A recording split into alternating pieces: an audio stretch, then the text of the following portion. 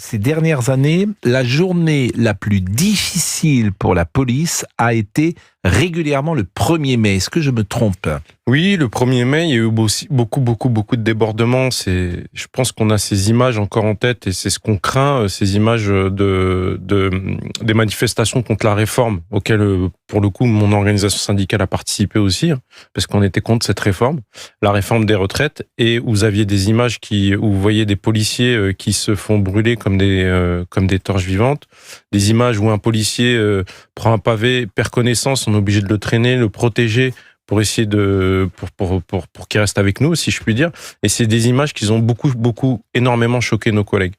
Alors, ça n'a pas marqué les esprits parce que la société est peut-être divisée, mais en tout cas, ça a énormément marqué les forces de l'ordre. Il n'y a pas forcément de règles. On a vu aussi beaucoup d'images et c'est les craintes également au niveau de quand la plupart, 90%, on va dire, des violences, elles ont lieu à la fin de la manifestation.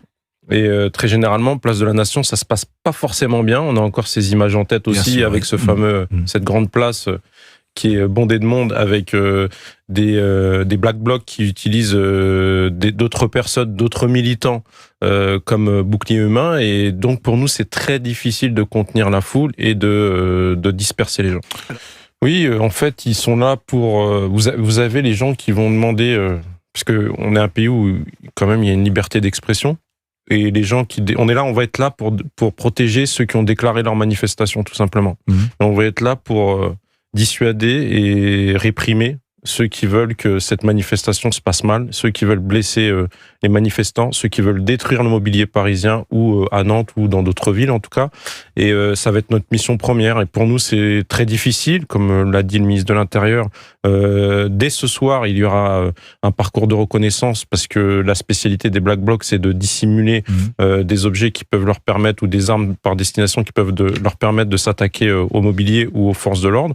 On va refaire la même chose dès demain matin également.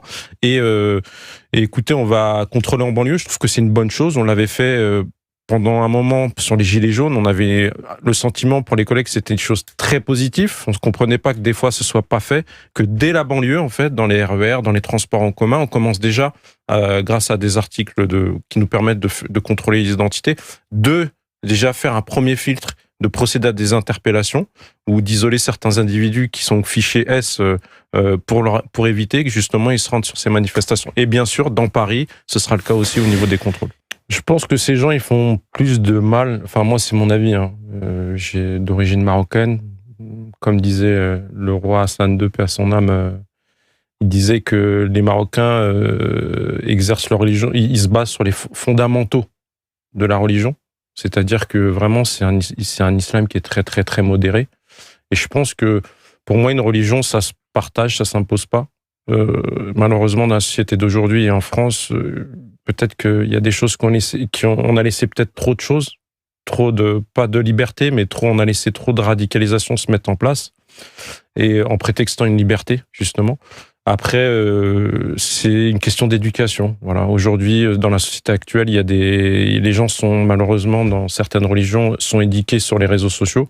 Nous, on a eu la chance d'avoir des parents qui sont venus grâce à l'immigration, parce que c'était une opportunité pour eux de venir en France. Donc eux, ils nous ont appris à nous intégrer. Et voilà, le vendredi à l'école, on mangeait du poisson, on se plaignait pas, c'était comme ça.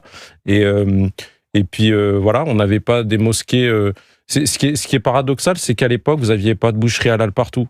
Moi, j'habitais dans le 95, il fallait aller jusqu'à Argenteuil pour acheter de la viande halal, par exemple. Vous aviez pas des mosquées partout, vous n'aviez pas de salle de prière partout. Et on a l'impression qu'avec le temps, ce qui est dommage, c'est que on a mis plein de dispositifs en place. La France a été reconnue, l'islam a été reconnu comme deuxième religion en France, pour le coup par la droite, il me semble. Et au final, on a l'impression que plus on a donné, plus ça suffit pas. Et puis, on a l'impression que les gens se radicalisent.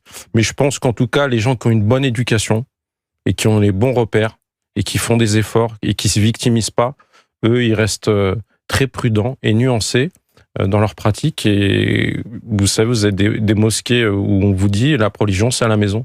Moi, c'est plus ça. Je pense qu'il faut pas se faire remarquer, respecter surtout les origines culturelles et religieuses de notre beau pays, la France.